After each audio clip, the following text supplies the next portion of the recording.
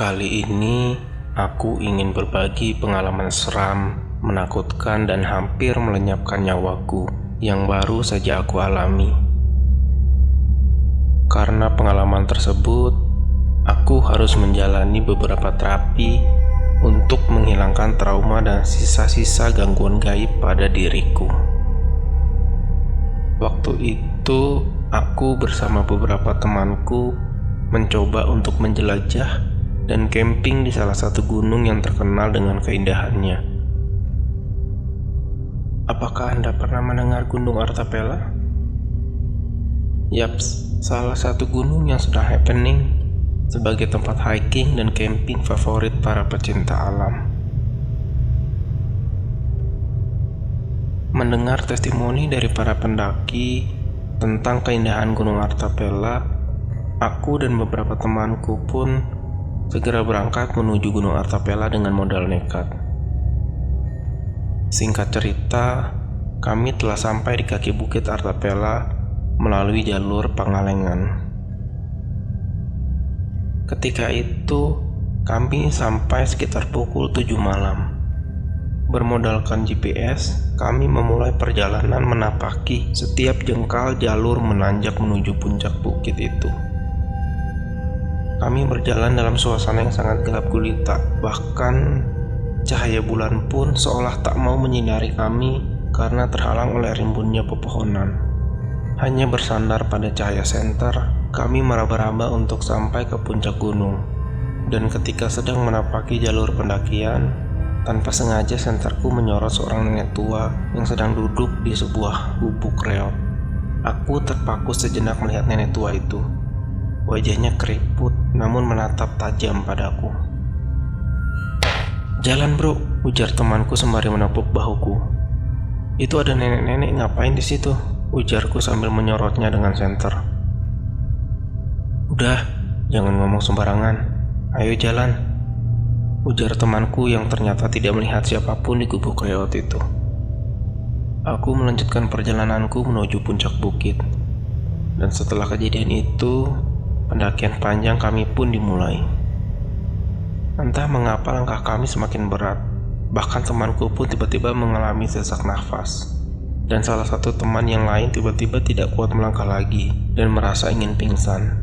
Sekedar informasi, Gunung Artapela merupakan gunung dengan ketinggian sekitar 2000 mdpl dan jalur pendakiannya sangat cocok bagi pendaki pemula. Karena beberapa teman kami kecapean, maka di pertengahan jalan, kami harus beristirahat sebentar untuk memulihkan tenaga. Saat itu, aku kebelat pipis dan segera mencari semak-semak. Beberapa temanku yang juga kebelat mengikutiku dari belakang. Kami pun mulai bersiap-siap dengan berdiri berderet untuk pipis setelah menemukan tempat yang cocok. "Punten," ujarku dalam bahasa Sunda yang berarti permisi. Tiba-tiba, aku mendengar suara. Tepat dari sebelahku. Mungkin suara pohon yang terkena angin, pikirku saat itu. Setelah selesai, aku kembali berkata, "Nuhun," yang berarti terima kasih. Dan lagi-lagi aku mendengar, Seketika itu, bulu kuduku mulai merinding. Aku berusaha merasakan apa yang baru saja aku dengar dari teman-temanku. Sesegera mungkin aku mengajak mereka melanjutkan perjuangan kami menuju puncak Gunung Artapela. Ketika itu, aku berjalan di depan memimpin teman-temanku. Jalan yang kami lalui saat itu sangat menanjak dan gelap gulita, sehingga memaksa aku untuk menyorot senterku. Tanpa sengaja, aku menyorot sesuatu di ujung jalan. Dalam cahaya yang remang-remang, aku melihat ada seseorang yang sedang duduk di ujung jalan sana. "Ayo bro, ada pendaki lain di depan," kataku menyemangati teman-temanku yang sudah mandi keringat. Setelah sampai di lokasi tempat aku melihat pendaki tersebut, aku diam sejenak mencari pendaki itu. Barusan aku masih melihatnya duduk, namun kini sudah tidak ada. Teman-temanku masih agak jauh dariku saat itu. Aku coba mencari-cari di sekitar, tapi benar-benar tidak ada orang. "Neangan saha, Sep?" terdengar suara di samping kiriku, yang berarti, "Cari siapa nak?" Refleks aku menoleh sambil menyorot muka orang itu. Seketika itu, seluruh darahku serasa naik hingga ubun-ubun kepala dan jantungku berhenti berdetak. Ternyata nenek tua yang aku lihat pada gubuk reot di bawah kini sudah ada di sampingku. Matanya menyolot tajam padaku. Kulit wajahnya keriput tanpa terhias senyuman, dan wajahnya sangat menyeramkan bagiku. "Mana pendakinya?" tanya salah satu temanku yang baru saja sampai di lokasiku. "Gak ada, aku salah lihat," ujarku sambil menyembunyikan apa yang baru saja terjadi. Wajahku sangat pucat sekali, dan kakiku gemetar lemas setelah melihat sosok nenek tua itu. Dengan tekad bulat, akhirnya kami melanjutkan perjalanan tanpa ada gangguan berarti lagi. Kami pun sampai di puncak Sulibra, yang merupakan bagian dari Gunung Artapela. Kami segera mendirikan tenda, serta tidak lupa bersyukur dan menikmati malam itu bersama. Kira-kira pukul 12 malam, kami pun memutuskan untuk tidur. Kami semua tidur dalam satu tenda, dan aku mendapat tempat di pinggir.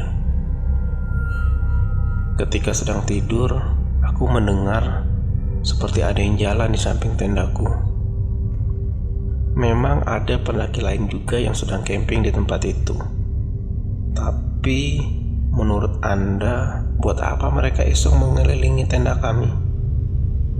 Aku coba cuek dan mencoba menenggelamkan diriku dalam dinginnya suasana malam Gunung Artapela.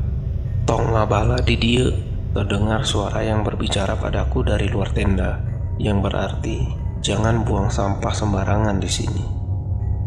Seketika itu, mataku melotot kaget. Aku sangat terganggu sekali dengan suara itu. Sepertinya suara itu tidak asing dan pernah aku dengar sebelumnya. Oh iya, aku ingat. Itu adalah suara nenek-nenek yang menyapaku saat perjalanan tadi. Aku segera keluar tenda dan mencoba memeriksa sekelilingku. Aku mencoba menyorot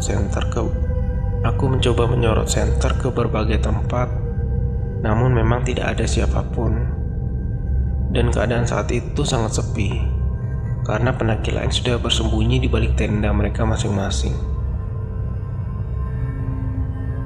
Pipis dulu sebelum tidur lagi, ujarku dalam hati. Aku mencoba mencari semak-semak di sekitar lokasi camping. Kira-kira 50 meter aku berjalan, aku menemukan lokasi untuk pipis yang cukup sepi. "Punten," ucapku.